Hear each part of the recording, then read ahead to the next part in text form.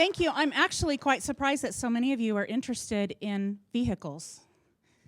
But I appreciate the opportunity to talk to you about some of the things that we're doing in fleet operations.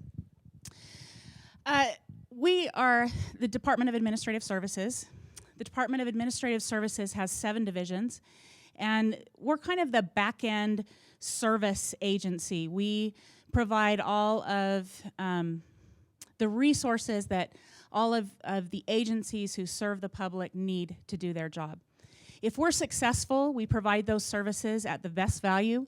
We do our very best to make sure that those services are provided with the least amount of stress and the least amount of resources needed on the agency end.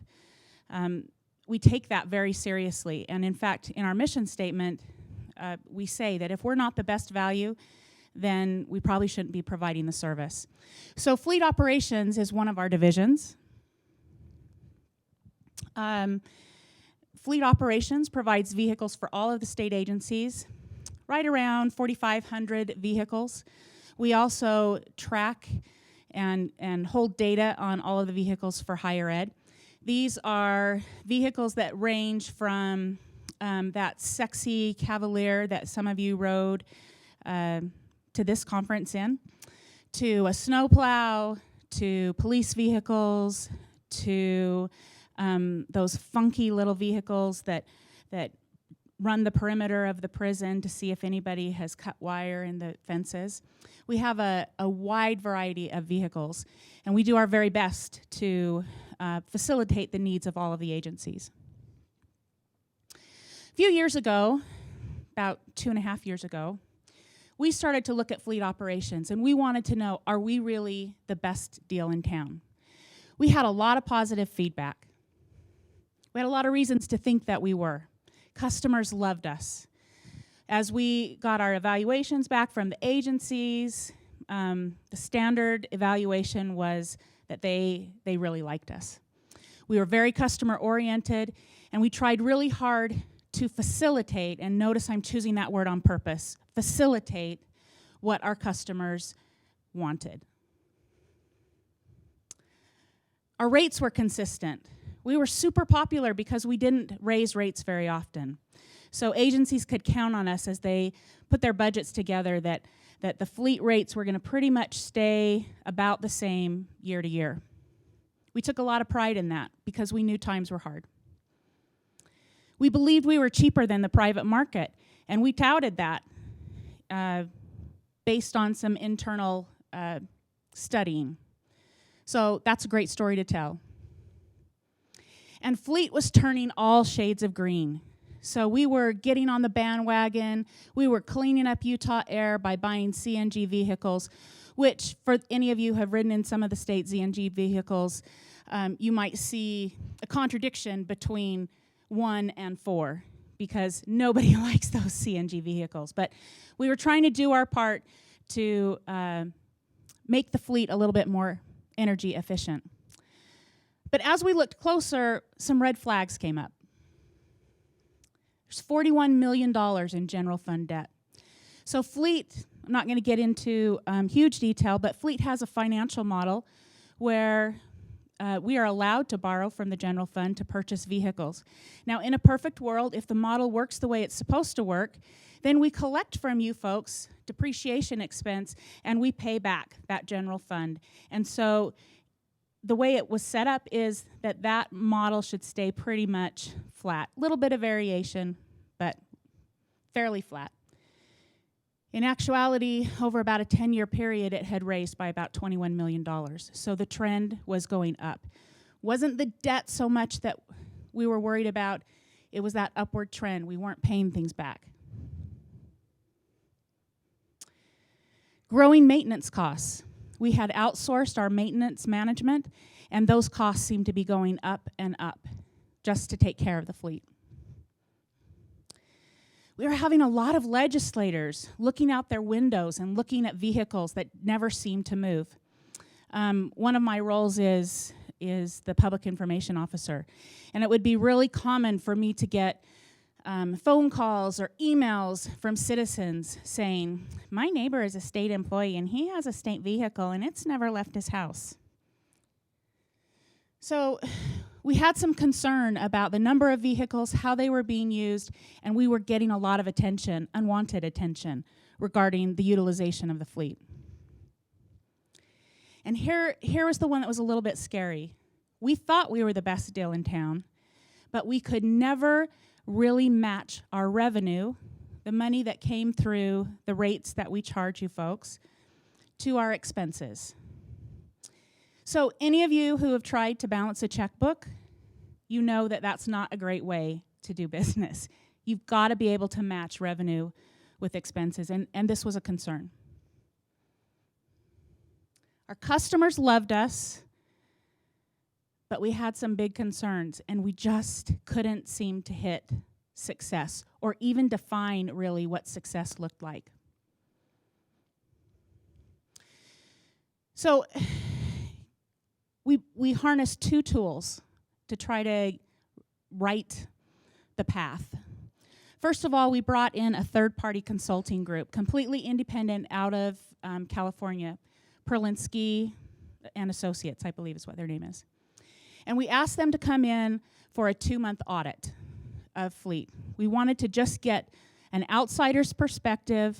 We wanted to know what was causing that upward trend in the $41 million debt, and we wanted their opinion just from a clear, fresh perspective.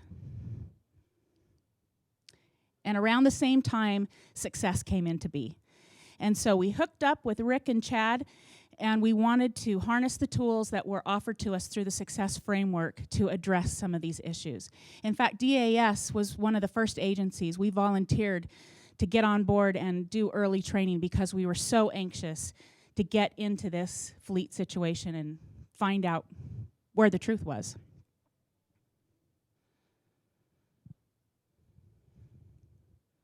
This is what the Perlinsky audit was.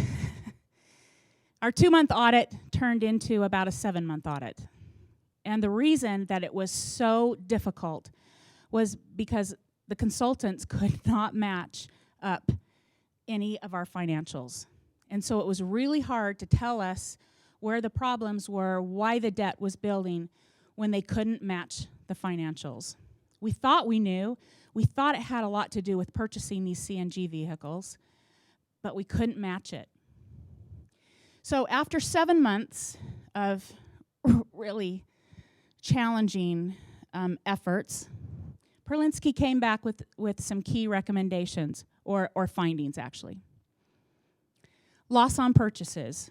So in this financial model, the agency drives their vehicle to 105,000 miles, and during that life of that vehicle, they've been making lease payments. In theory, we should be able to buy the new vehicle at the end of the life cycle of their previous vehicle. The problem is we were depreciating over 7, 8, 10, 12, in some cases 15 years. So anybody in this room who'd like to buy a personal vehicle and finance it over 15 years, raise your hand. This is your government at work. So in reality, you hold on to a vehicle for 10 years, we can't buy you a replacement for that straight line depreciation cost that you paid for. And so we were just going in to the hole with every purchase, or with some purchases. Here was a fun find, and the agencies loved this, and now we understand why customers loved us.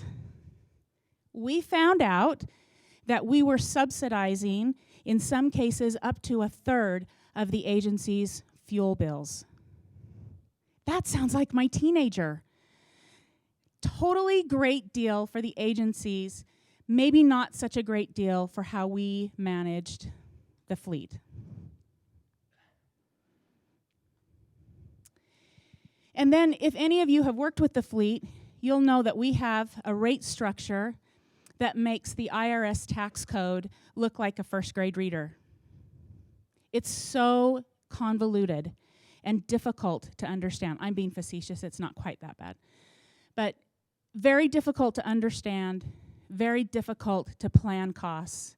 In addition, we would have the depreciation on a rolling cycle, so it depended how fast your vehicle depreciated depended on how many miles you drove, instead of just a straight year-over-year depreciation. So all of these things contributed to that $41 million debt. And in fact, we were concerned when we found out between subsidizing fuel and some operations expenses that we were actually borrowing from the general fund for, which was never the purpose. With the completion of the Perlinsky report, we brought in our success consultant. We brought in Rick Little to help us work through some of the math, and we began to attack several areas of the business. First of all, maintenance. We wanted to bring these maintenance costs under control, and we felt like the best way to do that was going to be to bring maintenance in-house and manage it ourselves. Second, we had vendors that were threatening to leave the fleet because it took us so long to pay our bills. So we wanted to look at our fleet, our invoice processing, and see if we could develop better relationships. As we bring maintenance in-house, we need to have a good relationship with these vendors, and so we want to get them paid quickly. Emissions.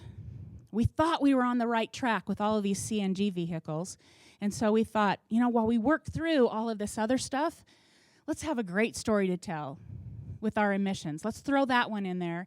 We're cleaning up Utah air with all these CNG vehicles. Let's get a measurement in there for that. And then we had to address the elephant in the room, which was the utilization, which is more of an unpopular topic.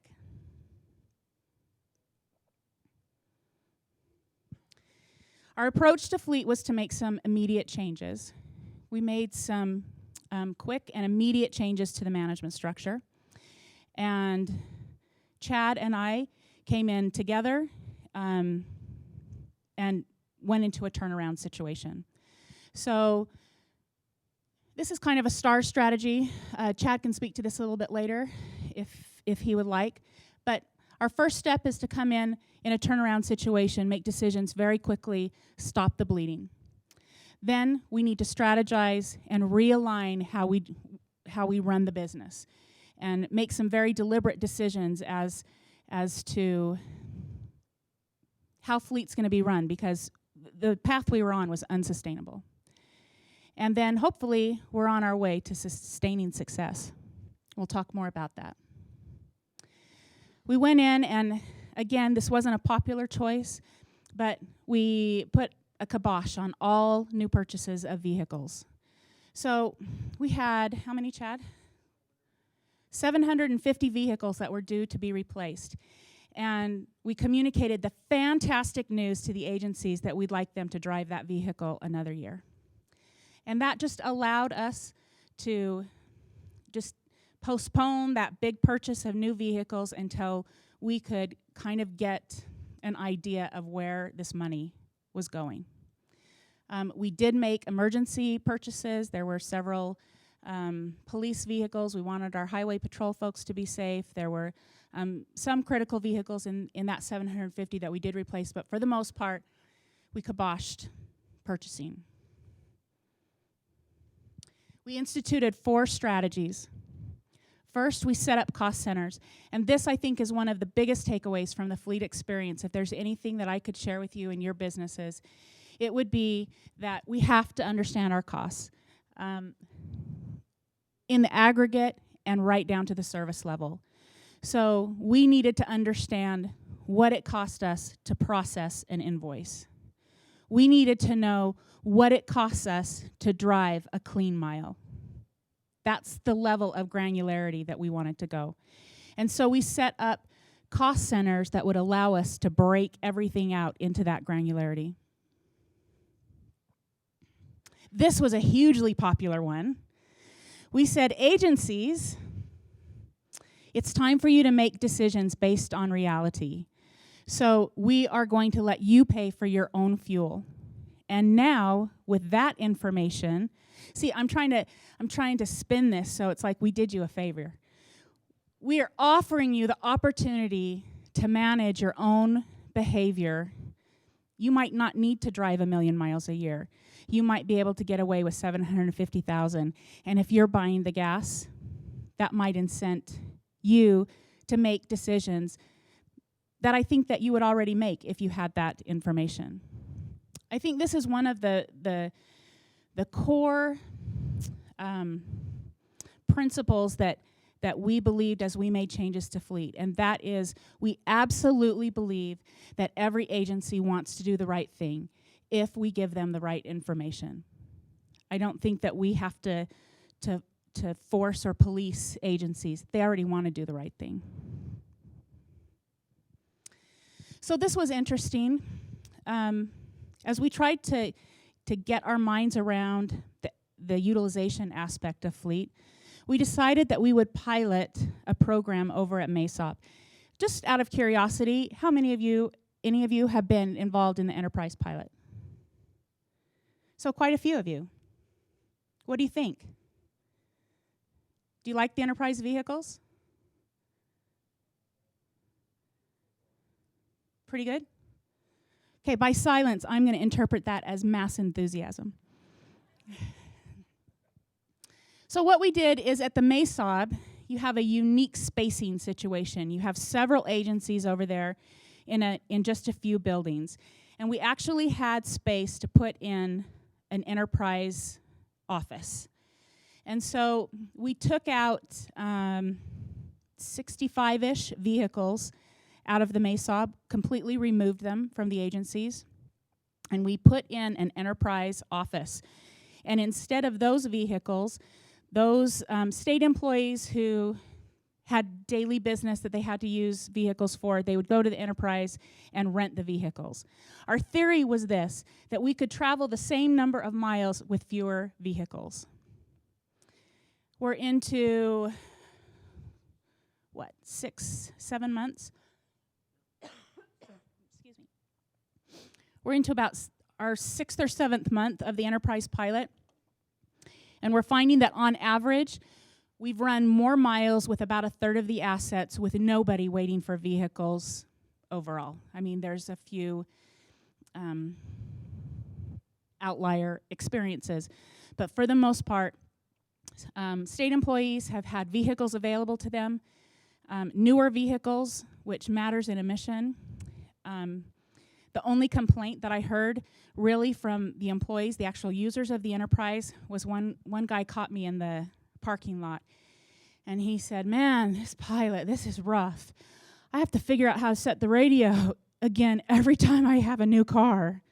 I'm like, dude, stiff upper lip. I know you can get through this. We're finding that cost-wise, it's either right at about the same price or maybe just a penny or two more per mile. And we're running at near 100% utilization, meaning we don't have vehicles sitting around, which is awesome. So we'll run this pilot for 18 months. We'll collect all of the data, and then we'll look at the other agencies. We're looking now at maybe expanding that pilot. Should I tell them where, or should I keep that a secret? It's a secret for now, but some of you will be affected by that as we test it in some other types of environments. I lost my popper.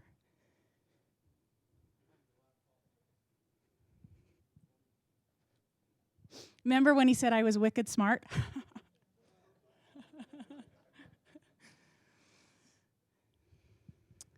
Finally, and this is a bold move, but finally we feel like now that we have a really transparent look into all of our costs, now we feel like we need to really ask that hard question. Are we the best deal in town? And if we're not, then we need to let you go someplace else. And the only way that we can find that out is to do a full-blown RFP.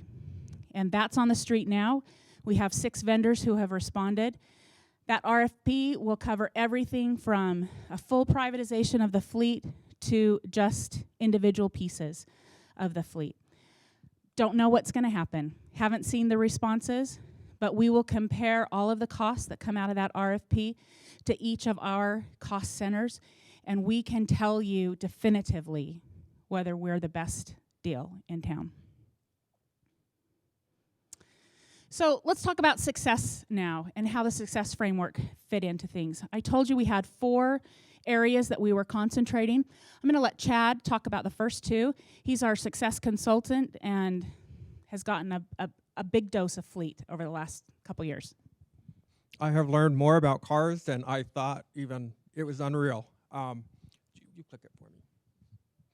I'll just lose it because I'm not wicked. Well, I'm wicked smart. Anyway, so I want to hit the pause button and kind of recap where we were, because overall there's a strategy that we were following, okay? When Marilee first started into this, what was fleet's throughput? Anybody? What was fleet's throughput? It's kind of ambiguous, isn't it? I mean, you can't give me an answer. We couldn't give you an answer. We couldn't get an answer, right? I can tell you we were doing great with happy customers, but hey, if someone is paying my fuel, I will absolutely be happy, right?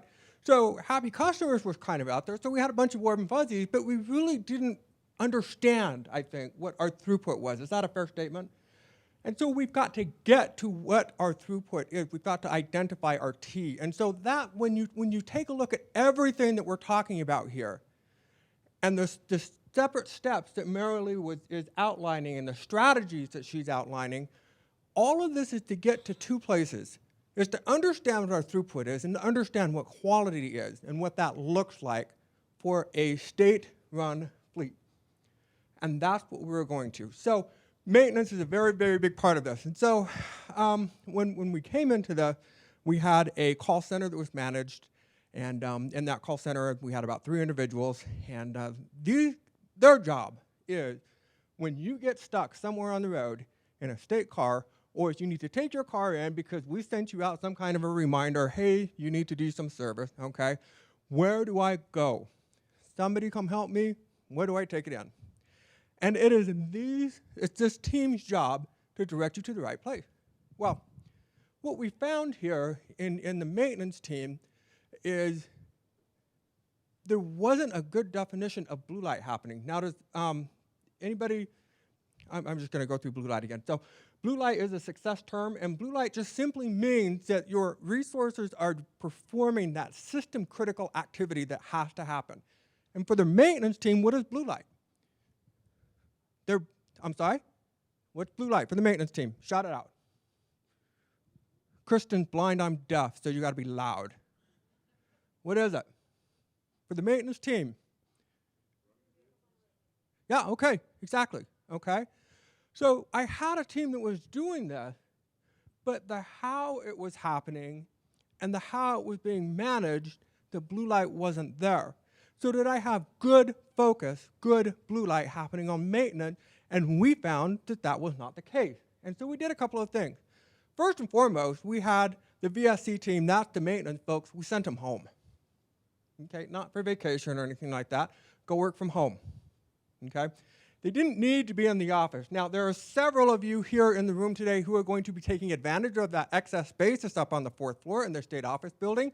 Congratulations, right? But this is part of why that space exists. We sent them home. They don't need to be at work working. They can take the phone calls at home. So we sent them home, and then we found that as these folks were on the phone, that we were sending them to a bunch of vendors that were just in our system.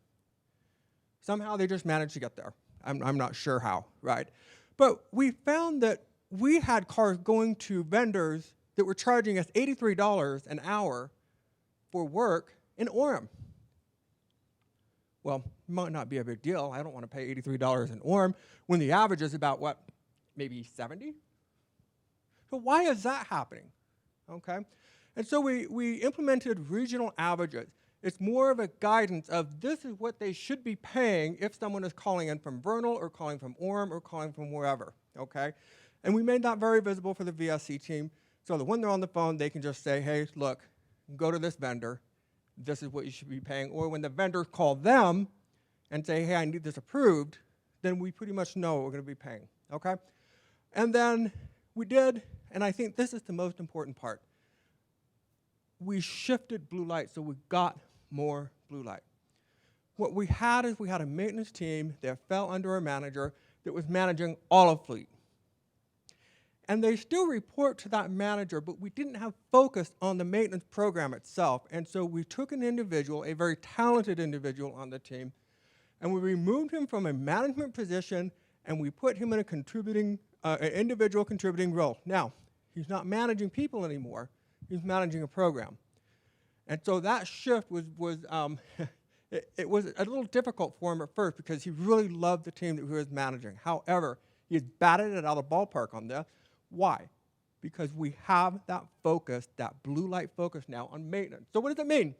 It means that we've gone from about 8.5 cents a mile now, and we've got some seasonality in this and stuff like that, but we've gone as low as 6.5 cents. Okay?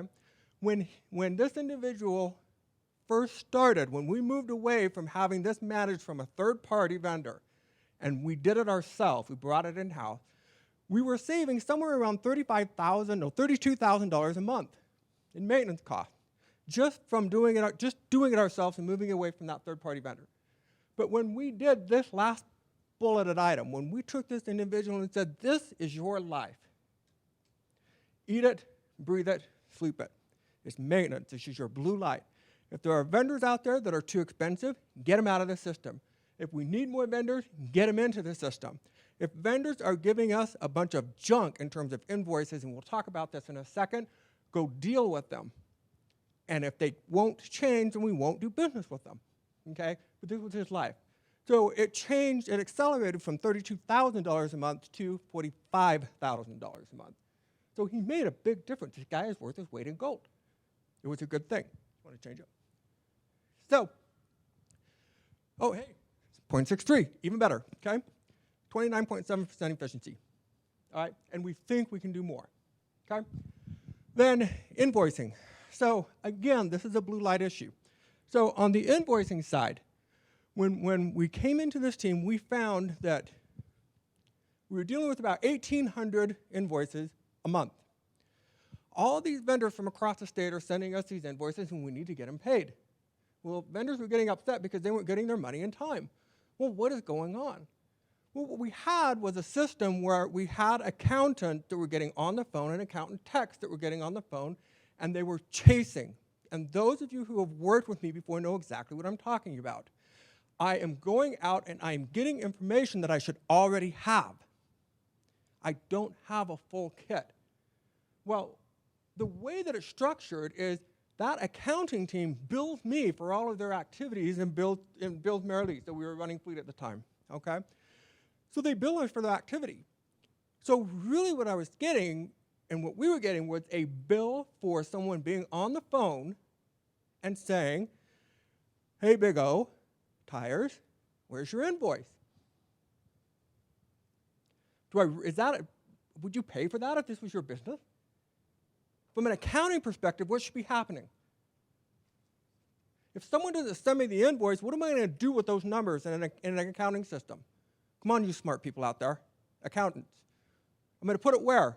An account payable, right? And it's just going to set. If they want their money, they can come and get it. If they don't want their money, hey, freebies, right? Well, I don't know if it's really freebies, but whatever, right? Okay? But instead, we were paying people to go chase the information down simply because we weren't getting that full kit, all right? And so that's what we did. We went out and we said, we're not going to do this activity anymore. So now that saves some internal money. Now I'm not getting billed for that. And then we started dealing with the invoices themselves. What is a defective invoice? Well, we looked at it, we identified what good looks like on an invoice, and now we deal with a full kit on invoicing. We reduced our defect rate from 54% to 4%, all right? Which simply means then whoever's working those invoices just needs to spend less time on them now because they all look the way that they should look, okay? We reduced our cost, 3-month average, from 45 to 30 a month. We've gone as low as 25 on that. So good stuff, once again. And just because it's internal funds, just because we're getting billed that, doesn't mean that if we save it, nobody saves money. No, that's real money. We're not spending it. So it's good stuff. And we have our throughput going to 1,800 a month. And so those are the strategies, but those two strategies, the maintenance and the invoicing, focus primarily on blue light and enhancing that blue light. So I hope you know that we're not just talking about fleet. We're talking about principles that hopefully you can think about and apply to your own organizations. And emissions, I think, is a perfect example of where we kind of missed the boat for a while. And I think it's maybe something that you can think about in your own particular systems. We thought emissions was going to be our grand slam. We had really hit the CNG purchases hard. We were trying to help you have a better attitude about driving a CNG. We were putting videos on our website teaching you how to fuel the CNG.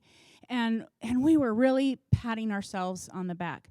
We even made a presentation to the governor telling him, you know, we are turning the fleet green.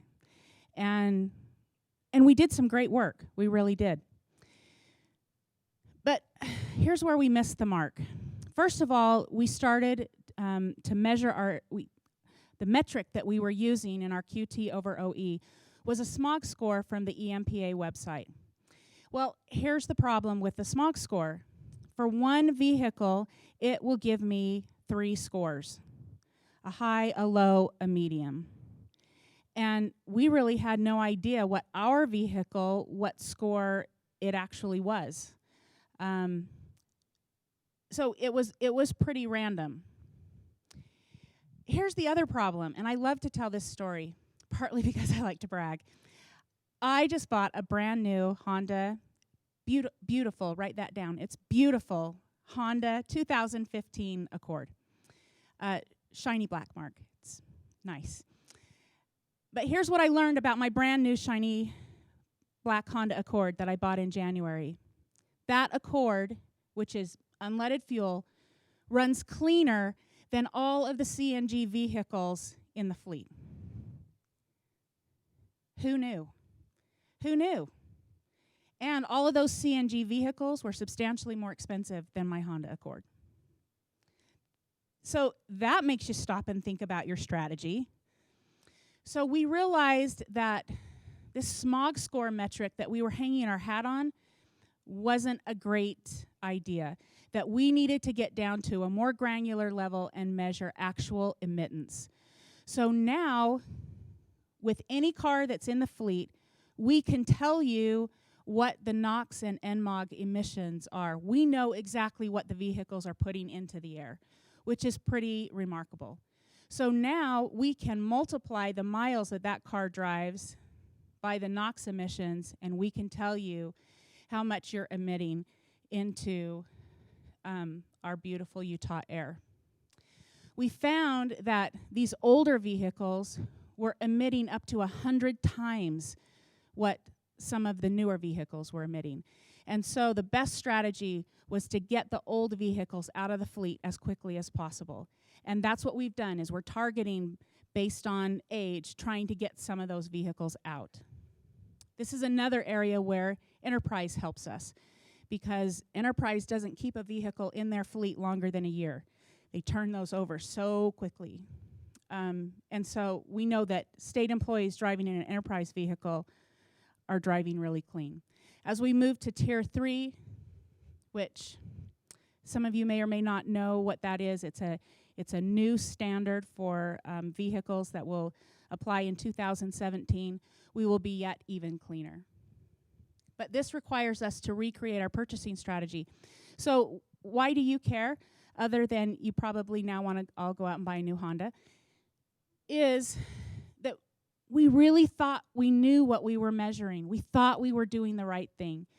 But until we really got down into the guts of the process, we didn't realize that we were completely off track in what we were measuring. So 8% increase in efficiency. This is a slow-moving system because our primary movement is when we replace vehicles, and we do that once a year.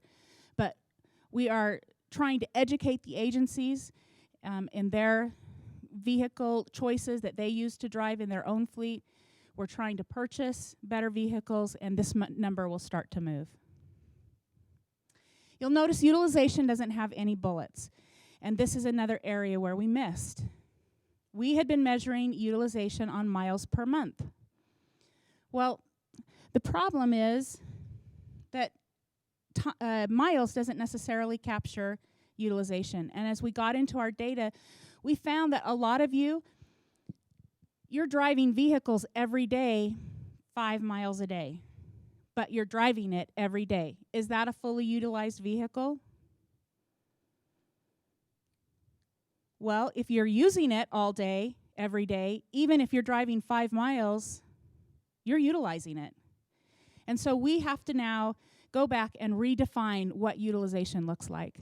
So when we come and say, Mark Van Orden, we're taking your car away because you only drive it 150 miles, and he says, but I drive it every day 5 miles, and we say, you lie, we have data on you, and we know that you drive it 1 day a month, we're gonna recommend that vehicle be turned back in. So we need to get to that stage. We're not there yet. But the reason that I'm telling you this is because sometimes you have to look at a process from lots of different directions in order to get the real picture.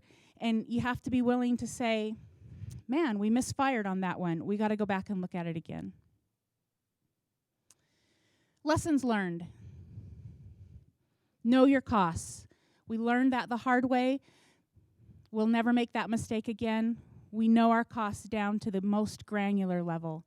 So if I could suggest anything to you, it would be for every service that you offer, know what it costs you to provide that service.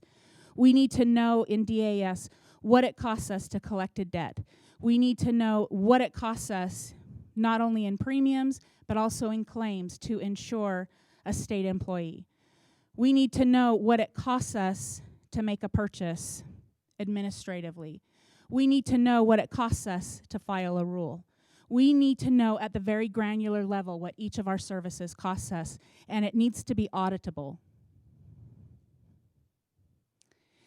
You need to reevaluate your success equations often. So I'm not going to point fingers, but I would bet that some of you in this room thought, oh, get that dang equation through Rick Little, and then we are sweet and good to go. But success only works for you if you reevaluate the equation often. If you have an equation that isn't helping you regularly make management decisions or helping your customers make decisions, then you have the wrong equation. Don't be afraid to change your strategy. Sometimes you have to say, dang, we misfired on that one. We were buying CNG vehicles. We should have been buying shiny black Honda Accords. And sometimes you just got to change your strategy, and that's okay. In DAS, we are adding equations all the time. We're embracing this success framework. We find value in making decisions. We find value in messaging our value to our customers, and so we are constantly adding equations. I know some of you are in the same boat that we are, where if you're requesting new money in your budgets, it has to be tied to a success equation. So we're adding equations all the time. And I think this one is the most important. I'm just gonna say it because I know you're all thinking it or thought it at one time. Is success just something that we have to wait out until the next governor? I know you're thinking that. But the truth is, the success framework provides us some incredibly valuable tools that we can use in managing our business. Success is not a program, it's not an initiative, it's not something to be waited out. It's something that we absorb into our culture. It helps us to reanalyze our processes, revisit our decisions, and make sure that we knew we were the best value 2 years ago, but are we the best value now? Whether it's us trying to be the best value for the agencies, or whether it's you trying to be the best value and the best service provider for the public. So with that, do you have any questions?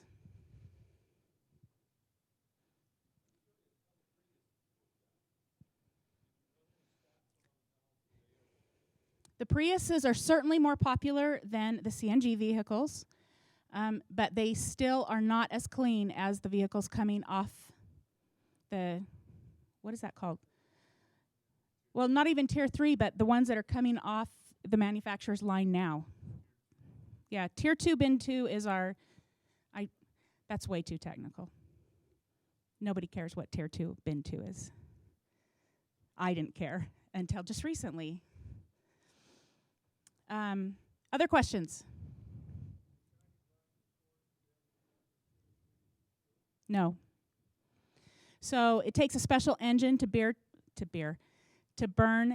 Tier 3 fuel. We've been working and asked the governor to help us work to get Tier 3 fuel into Utah. The altitude, interestingly enough, our altitude makes a big difference in how we burn, and we need a special engine. So you're going to see changes in 2017, but it's still dang clean. And did I mention it's really shiny? Other questions? Chad, do you have anything to add? You know what? I'd like to introduce Jeff Modishaw. Jeff, will you stand up? So Jeff is our new fleet director, 2 months into this job, and we're asking him to keep the course. He has some incredibly great, innovative ideas with purchasing strategies, with utilization. I